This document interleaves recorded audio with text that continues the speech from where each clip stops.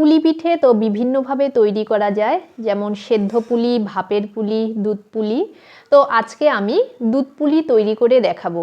এটা তৈরি করা যেমন সহজ, খেতে কিন্তু অসাধারণ হয়।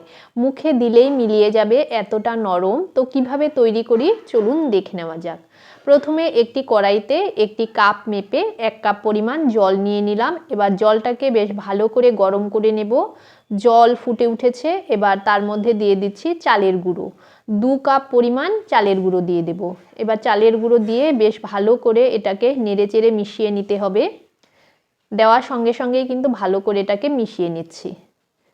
দেখুন সুন্দর কিন্তু ভালোভাবে মিশে যাচ্ছে। একটু ভালো করে মিশিয়ে নিয়ে এবার এটাকে নামিয়ে নেব। একটা থালার মধ্যে নামিয়ে নিচ্ছি। গরম অবস্থাতেই কিন্তু এটাকে ডো তৈরি করে নিতে হবে, তাহলে দেখবেন আর ভেঙে যাচ্ছে না। এবার হাত দিয়ে চেপে চেপে এটাকে একটা ডো তৈরি করে নেব। ঠান্ডা হলে কিন্তু ঝুরঝুরে হয়ে যাবে, তাই গরম থাকতে থাকতেই এই কাজটি করতে হবে। দেখুন চেপে চেপে সুন্দর একটা ডো তৈরি করে নিচ্ছি। বেশ স্মুথ একটি দেখুন ডো তৈরি হয়ে গেছে।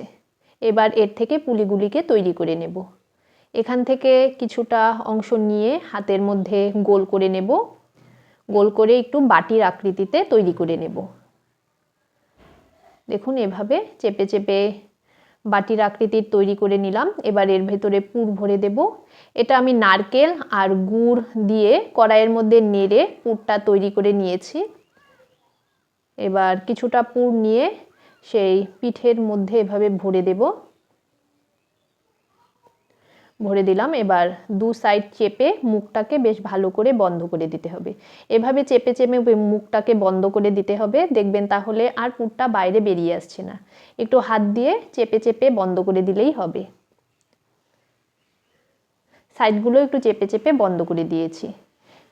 দেখুন একটা পুলি পিঠে তৈরি করা হয়ে গেছে। আরেকটাও তৈরি করে দেখাচ্ছি। আরও কিছুটা অংশ নিয়ে হাতের মধ্যে গোল করে নেব। খুব সহজেই কিন্তু তৈরি হয়ে যায় এবং পিঠেগুলো কিন্তু খুবই নরম হয়। একবার তৈরি করে খেয়ে দেখবেন। হাতের মধ্যে গোল করে নিলাম। আবারও বাটির আকৃতির তৈরি করে নিচ্ছি। কিছুটা পুর দিয়ে এবার হাত দিয়ে একটু চেপে চেপে দেব পুরটা। হালকা একটু চেপে দিয়ে এবার মুখটাকে ভালো করে সিল করে দেব। এভাবেই কিন্তু সবগুলো পুলিকে আমি তৈরি করে নেব।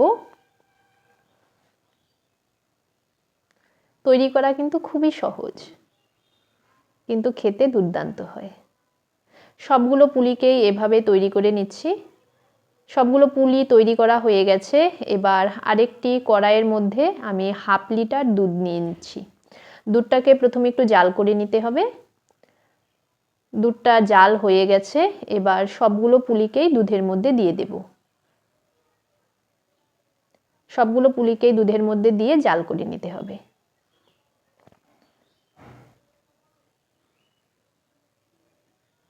পুলিগুলো দেওয়ার পর একটু জাল করে এভাবে হালকাভাবে নেড়ে দিতে হবে। খুব বেশি নাড়াচাড়া করব না, হালকাভাবে নেড়ে দেব।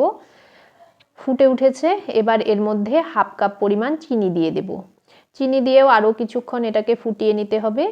পুলিগুলো দিয়ে নেওয়ার পর কিন্তু খুব বেশি জাল করতে হবে না, 10 মিনিট জাল করে নিলেই কিন্তু হবে। এটাকে 10 মিনিট জাল করে নিচ্ছি। দেখুন যখন হয়ে যাবে তখন দেখবেন পুলিগুলো দুধের উপরে ভেসে উঠেছে। এটা কিন্তু রেডি হয়ে গেছে। দেখুন পুলিগুলো একদম দুধের উপরে ভেসে উঠেছে। এবার এটাকে নামিয়ে সার্ভ করে নিলেই হবে। তৈরি করা তো খুবই সহজ, খেতে তো অসাধারণ হয় এবং খুবই নরম হয়, মুখে দিলেই মিলিয়ে যাবে। একবার এভাবে তৈরি করে খাবেন, আর যদি ভালো লেগে থাকে তবে একটি লাইক করে দেবেন। দেখুন কতটা নরম হয়েছে, আমি একটাকে ভেঙে দেখিয়ে দিচ্ছি। খুবই কিন্তু নরম হয় আর ভেতরটা একদম পুরে ঠাসা।